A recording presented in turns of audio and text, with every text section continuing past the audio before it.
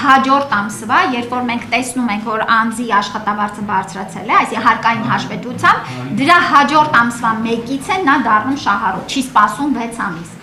Իհարկե այլ ապահովագրական, նաև մասնավոր ապահովագրական համակարգերը հիմնական ձեր ասած մեխանիզմով են աշխատում, այսինքն վճարումից մինչև ծառայությունների ստացման կետը որոշակի ժամանակային խզում կա, բայց քանի որ մեր ապահովագրական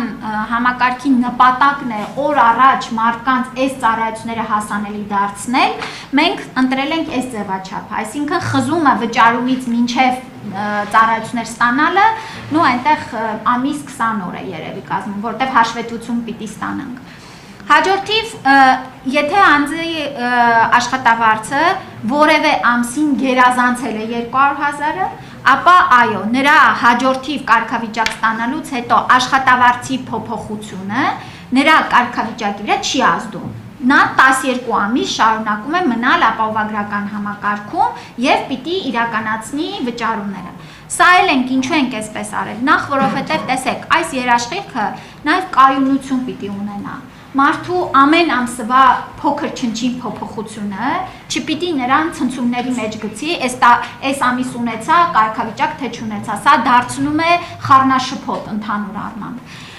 Ինչ վերաբերվում է, եթե անձի աշխատավարձը ինչ պատճառներով եղել է 200,000-ից ավել, հետո իջել է նվազագույն աշխատավարձի շեմին, այստեղ գործատուի պարտավորությունը նրան վճարել նվազագույն աշխատավարձի չափը մնում է, այսինքն այստեղ բեռը արդեն գործատուն պիտի կրի ապահովագրավճարի շարունակումը վճարելը, հասկացաք։ 10,000 չի կազմում, տեսեք, այստեղ նորից 10,800-ից հանում ենք բանը զինապահին ուղղող գումարները, սա տարբեր չափեր են այնտեղ 3,000-ից սկսած մինչև 5,500 դրամ։ Այս մասն է հաշվարկը փոխվում դեպի առողջության ապահովագրության, այնտեղ եթե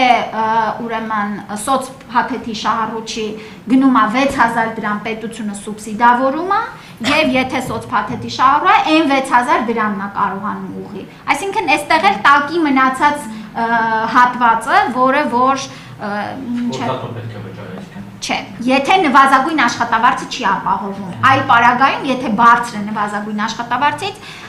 աշխատողն է վճարում։ Մի բան ճշտեմ դեպի նախ այս հարցը ոնց որ երեսայր է եւ քաղաքացու տեսանկյունից կարող է օգտակար լինել եւ պետությունը եւ գործադուի կամ հակառակը նաեւ վնասակար բոլորի համար։ Հիմա որպես այդ խնդիրը լուծվի, օրինակ եթե քաղաքացին Սեբական գնա 1-2 ամիս ինչ-որտեղ գրանցի, թեկուզ այդ բոլոր սոցվճարները բանհարկերը վճարի 200,000-ից ավել, որպեսզի դառնա շահառու։ Հետո եթե աշխատանքից ազատվում է, կարող է ինքը այդ շարունակում է, թե չի շարունակում, դա ոնց է կարգավորվում։ Եվ ներողություն, էլի այդտեղ մի քիչ կարող է սողանց լինել, էլի փորձել խորամանկության դիմել։ Գուցե ձեր մարդակենտրոնության տեսանկյունից դա լավ է, բայց մյուս կողմից էլ եթե կարող են արհեստական բարձրացնել 1-2 ամիս 200,000 դառնա, որ ինքը դառնա շահառու, բայց մյուս կողմից էլ եթե քաղաքացին ընդամենը 80,000 դրամ աշխատավարձի հույսին է եւ մի անգամ օրինակ դարձել է շահառու, հետո տարին բոլոր այդ 80,000-ից 6,000 թեկուզ սպառում է առնում, իր համար բավականին մեծ է, գուցե չի ցանկանում դա անել։ Մենք նկատում ենք այդ տենդենսը, որ մարդիկ պահանջատեր են, որ իրենց չգրանցված աշխատավարձերը գրանցվեն եւ նրանք հատեն այս շեմը։ Եվ ինչու ենք նաև այս շեմը դիտարկել, որովհետև վերլուծություններն էլ ցույց են տալիս, որ մեր երկրում չգրանցված աշխատավարձերի հիմնական տեսակարար կշիռը հենց այս հատվածում է, եւ այդ տենդենսը նկատելի է։ Այստեղ այո, մենք նաև ինչ որ առումով դիտարկել ենք մեր քաղաքացու շահը, որ այս երաշխիքից օգտվելը այնքան մեծ բեռ է նաև ֆինանսապես թեթևացնում, որ հնարավորություն ենք տվել, եթե նրա աշխատավարձը մեկ անգամ հատել է, այլևս նա դուրս չմնա համակարգից։ Եթե աշխատանքից դուրս է եկել, միևնույնն է ապահովագրավճար վճարելու պարտավորությունը արդեն անցնում է իր վրա, ինքը պիտի շարունակի այս վճարները իրականացնել։ Ինչպես այսպես մասնավորի կրտարից շուրա եկամուտ։ Այսինքն եթե անձը այո, ինչ եկամուտ էլ որ ունենա, իր կենսամակարդակը հոգալու համար, եթե նա չի գնացել գրանցվել անապահովության համակարգում, որտեղ այո, լինում է, որ մարդը դժվար իրավիճակում է հայտնվում եւ մի քանի ամիս որևէ եկամտի աղբյուր չունի, ապա պիտի գնա սոցկարգավիճակ ստանա եւ այս մասով արդեն պետությունը կշարունակի իր փոխարեն վճարել, մինչև որ աշխատանք կգտնի եւ կշարունակի ինքնուրույն իր կարիքները հոգալ։ Սա է մեխանիզմը։ Այո, հետո որտեղ են վճարում,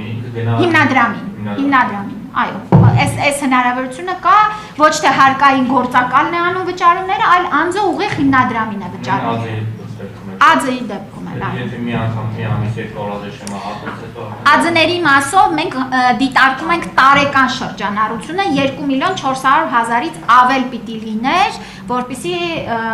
մտնեն